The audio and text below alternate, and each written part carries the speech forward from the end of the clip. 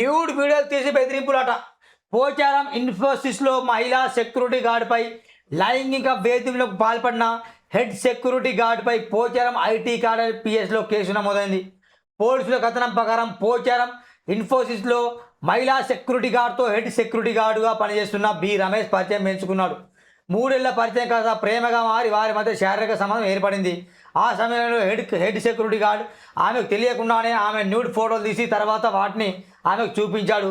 తన వైవాహిక జీవితం పాడవుతుందనే భయంతో ఆమె ఈ విషయాన్ని తన భర్తకు చెప్పలేదు. సిగ్గుండాలి మీకైనా కొంచెం. ఎట్లా ఉంటావు, ఎట్లా పడుకుంటావు ఆయనతో, ఎట్లా శారీరక సంబంధం కలిగి ఉంటావు మరి నువ్వు, ఎట్లుంటావు మరి నువ్వు? అప్పుడు గుర్తురాలేదా నా వైవాహిక జీవితం చెడిపోతుంది, నాకు పెళ్ళయింది, నాకు ఈ సెక్యూరిటీ గార్డుతో తప్పని అప్పుడు గుర్తురాలేదు నీకు? మరి అంటే నీకు మద్దతు ఇస్తున్నా నేను, కానీ అప్పుడు గుర్తురాలేదా? ఇప్పుడు నీ ఫోటోలు నీ వీడియోలు బయటకు వచ్చినాయి కాబట్టి గుర్తొచ్చింది. లేకపోతే దొందే రోజు ఆ కథ నడుస్తుండే మళ్ళీ బెడ్రూమ్లలో.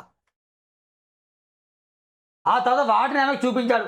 తన వైవాహిక జీవితం పాడవుతుందనే భయంతో ఆమె ఈ విషయాన్ని తన భర్త చెప్పలేదు. ఈ నెల 20న రమేష్ బాధిత మహిళలకు ఫోన్ చేసి తనతో శారీరక సంబంధం కొనసాగించకపోతే ఫోటోలను బయట పెడతానని బెదిరించాడు. పరిస్థితి తీవ్రతను గమనించి రమేష్పై చర్యలు తీసుకుని సోమవారం పోచారం పోలీసులను ఆశ్రయించింది. పోలీసులు కేసు నమోదు దర్యాప్తు చేస్తానన్నట. ఇప్పుడు తెలిసిందిగా భర్తకు. మరి ఇప్పుడు ఉంచుకుంటాను నీ భర్త, నిన్ను ఉంచుకుంటే ఆనంద దుర్మాడు ఇవ్వలేడు. మరి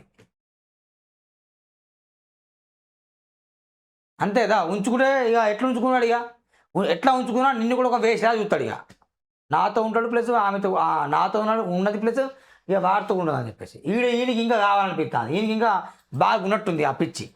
ఈడేమంటాడు, ఉంటావా ఉండవా, నాతో ఉంటావా ఉండవా, ఏనే ఉండా నీ అమ్మ ఉండవు నాతో అని చెప్పేసి చూపిస్తాడు. ఇది కథ, ఇట్లుండదు కథ మొత్తం.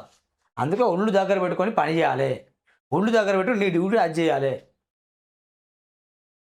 వరస్ట్ గాళ్ళు ఇద్దరిది కూడా తప్పే, వేస్ట్ గాళ్ళు.